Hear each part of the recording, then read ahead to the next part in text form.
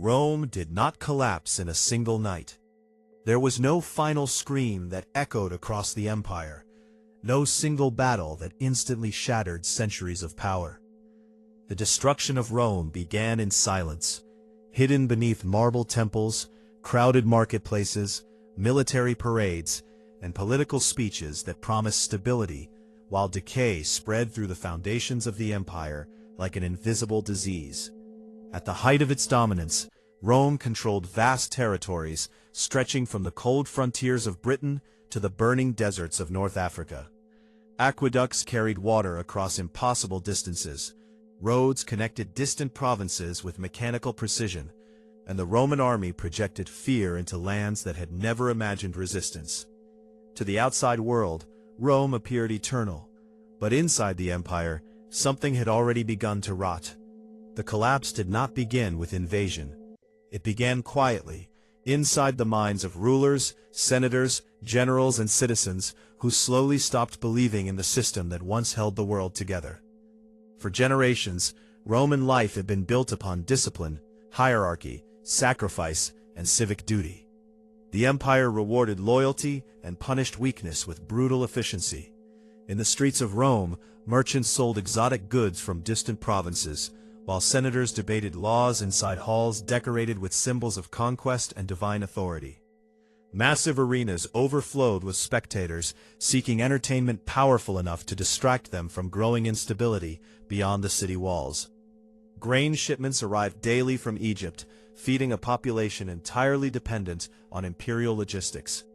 Wealthy elites lived in extravagant villas filled with imported luxuries, while poor citizens crowded into dangerous apartment blocks, vulnerable to fire, disease, and violence. Yet beneath the rhythm of ordinary life, invisible fractures were widening. The empire had expanded faster than its institutions could endure. By the time the signs became clear, Rome had already begun consuming itself from within. The first warnings were easy to ignore because they did not resemble catastrophe. They appeared as political corruption, economic imbalance, military overreach, and slow moral exhaustion. Emperors rose and fell with terrifying speed, often murdered by their own guards before their policies could even take shape. Loyalty within the government became transactional rather than ideological. Offices were purchased, alliances were temporary, and ambition replaced responsibility. In the provinces, taxes grew heavier as Rome struggled to finance endless wars, enormous construction projects, and an increasingly expensive military machine. Farmers abandoned their land under crushing economic pressure, migrating toward overcrowded cities in search of survival. But no one understood what was coming next. Rome's greatest threat was no longer an external enemy gathering beyond the frontier. The danger was internal decay spreading through every layer of the empire, weakening the structure long before its collapse became visible. The Roman army, once the most disciplined military force on earth, slowly transformed into something unrecognizable. Centuries earlier, soldiers fought with fierce loyalty to Rome itself, believing their victories protected the future of the Republic and later the empire. But over time, military allegiance shifted toward individual generals who offered wealth, land, and personal rewards. Armies became political tools capable of installing or assassinating emperors, depending on who controlled their loyalty. Civil wars erupted repeatedly, draining resources and devastating entire regions, while enemies watched from beyond the borders. Frontier defenses weakened as troops were redirected inward to settle internal conflicts rather than defend the empire itself. Entire legions marched against fellow Romans, while barbarian tribes observed the chaos with growing confidence. The collapse did not begin with barbarian invasions. It began when Rome's own military stopped protecting the empire and started competing for control over its remains. Economic decline spread slowly, almost invisibly at first. Roman currency lost value as emperors reduced the silver content in coins to finance mounting expenses. Inflation devastated ordinary citizens, while the wealthy insulated themselves through land ownership and political influence. Trade networks that once carried prosperity across continents became increasingly unstable due to piracy, insecurity, and regional fragmentation. In the marketplaces of Rome, prices rose faster than wages, and shortages became more frequent. Families struggled to survive, while elites continued displaying extravagant wealth that felt disconnected from the suffering around them. The empire depended heavily on conquest to sustain its economy, but expansion had slowed dramatically. Without new territories to exploit, Rome faced a dangerous reality. It had built a system that required endless growth to survive. By the time this contradiction became unavoidable, the mechanisms holding Roman society together were already beginning to fail. Political instability poisoned the empire from the highest levels of power. Emperors no longer represented continuity or stability. Many became symbols of fear, paranoia, and isolation. Assassinations became common, and the throne itself transformed into a prize contested by military commanders, corrupt officials, and ambitious rivals. Some emperors ruled for only months before being overthrown, executed, or betrayed by those closest to them. The Praetorian Guard, originally created to protect the emperor, frequently manipulated succession for financial or political gain. Trust disappeared from the center of Roman governance. Decisions were increasingly shaped by survival rather than long-term vision. While ordinary citizens continued their daily routines, the political core of the empire was decaying rapidly. But no one understood the full consequences yet. Rome still looked powerful from the outside. Its monuments still stood. Its banners still flew. Its armies still marched. The illusion of permanence concealed a system approaching irreversible collapse. As instability deepened, social divisions became impossible to ignore. Wealth concentrated into the hands of a shrinking elite, while millions struggled under poverty, taxation, and insecurity. Large estates controlled by aristocrats replaced independent farms, forcing displaced citizens into dependence on state assistance or military service. Urban populations grew restless as food shortages and unemployment intensified frustration. Public entertainment became increasingly violent and extravagant, functioning less as celebration and more as distraction. Bread and spectacle kept the masses temporarily occupied, while institutional trust continued collapsing behind the scenes. In many regions, local identities grew stronger than loyalty to Rome itself. Provincial populations began viewing imperial authority not as protection, but as exploitation. The empire remained enormous in size, yet emotionally and politically fragmented. By the time these fractures became undeniable, Rome was no longer a unified civilization. It had become a collection of territories held together by habit, fear, and the fading memory of past greatness. Then came the pressures Rome could no longer contain. Barbarian groups pushed against weakened frontiers with increasing intensity, driven by migration, desperation, and opportunities created by Roman instability. Goths, Vandals, Franks, and other tribes entered imperial territory not only as invaders, but often as refugees escaping violence elsewhere. Roman authorities attempted to absorb, recruit, or control these populations, but corruption and mismanagement turned fragile agreements into disasters.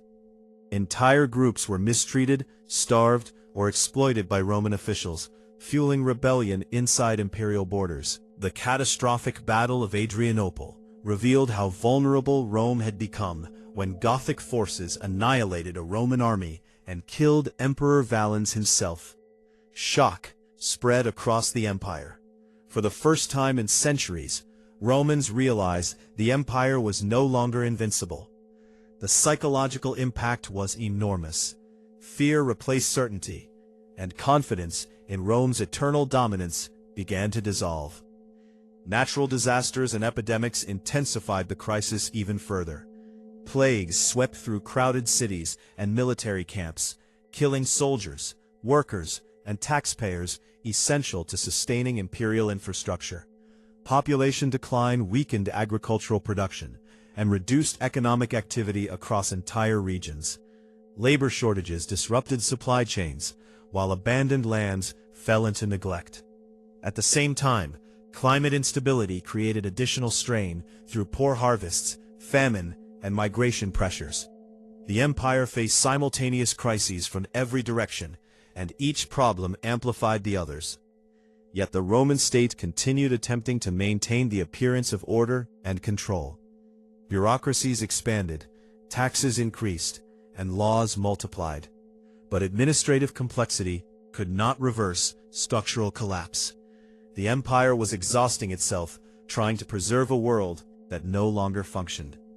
By the time the signs became impossible to deny, generations of damage had already transformed Rome into a civilization surviving on momentum rather than stability. When the city of Rome itself was sacked by the Visigoths in 410 AD, the psychological shock reverberated across the ancient world. For nearly 800 years, the city had not fallen to a foreign enemy. Even those living far beyond the empire's borders believed Rome possessed an almost supernatural permanence. But now its streets burned, its citizens fled in terror, and its sacred image of invulnerability shattered before the eyes of history.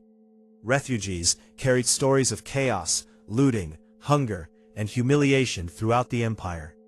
Some Romans interpreted the disaster as divine punishment, while others blamed corrupt leadership, military weakness, or moral decline. Yet the sack of Rome was not the true beginning of collapse. It was the moment the illusion finally disappeared. The empire had been decaying internally for generations. The invasion merely exposed what had already become unavoidable beneath the surface of Roman power. In the western provinces, imperial authority continued disintegrating. Communication between regions weakened, roads deteriorated, and military protection became unreliable. Local leaders increasingly assumed responsibilities once controlled by Rome itself. In many areas, citizens no longer expected help from the imperial government because they understood it lacked the strength to respond. Trade networks fragmented, urban populations declined, and economic life became localized and defensive. Ancient cities that once symbolized Roman sophistication slowly emptied or transformed into fortified settlements focused entirely on survival. The institutions that had once unified the Mediterranean world no longer possessed the capacity to coordinate, protect, or inspire loyalty. Yet even as the empire weakened, many Romans could not fully comprehend the scale of transformation occurring around them. Collapse rarely feels dramatic while it is happening. Most people continue following routines, believing stability will eventually return, even as the foundations beneath them disappear. In 476 AD, the last Western Roman emperor was removed from power by a Germanic leader named Odoacer. Historians often mark this event as the formal end of the Western Roman Empire, but for ordinary people living through it, the transition was less clear than later generations imagined. There was no single moment when citizens suddenly realized an age had ended. The collapse unfolded gradually through decades of insecurity, economic hardship, political fragmentation, and social adaptation. In many regions, life simply became smaller, poorer, and more dangerous. The enormous systems that once connected distant provinces no longer functioned reliably. Roads became unsafe, literacy declined, and monumental architecture ceased to dominate the landscape. The empire that once believed itself eternal had dissolved into fragmented kingdoms, struggling to survive among the ruins of a vanished order. Yet Rome never truly disappeared. Its laws, language, architecture, military traditions, and political ideas survived long after the empire itself collapsed. Future civilizations studied Roman systems, while rulers across Europe attempted to recreate its authority and prestige. The memory of Rome became a symbol of both greatness and warning. Proof that even the most powerful civilization on earth can decay from internal weakness long before external enemies deliver the final blow. The collapse of Rome revealed a truth that echoes across history. Civilizations rarely die only because they are attacked. They collapse when institutions lose legitimacy, when inequality deepens beyond repair, when leadership becomes consumed by short-term survival, and when societies slowly abandon the values that once held them together. By the time the destruction becomes visible, the decay has usually existed for generations. The fall of Rome remains haunting precisely because it feels disturbingly familiar. Across history, Powerful societies have repeated similar patterns of overexpansion, political corruption, economic imbalance, social fragmentation, and institutional decay while believing themselves immune to collapse. Rome's citizens once walked beneath towering monuments, convinced their civilization represented the center of the world and the pinnacle of human achievement. Few imagined those same structures would one day stand abandoned, broken, or buried beneath centuries of silence. But no empire escapes time forever. The collapse did not arrive like a sudden storm. It emerged slowly through countless decisions, compromises, failures, and ignored warnings, accumulating across generations. And in the final years, as Rome struggled desperately to preserve the image of eternal power, the empire was already rotting from within, unable to recognize that the world it had built was quietly disappearing before its own eyes.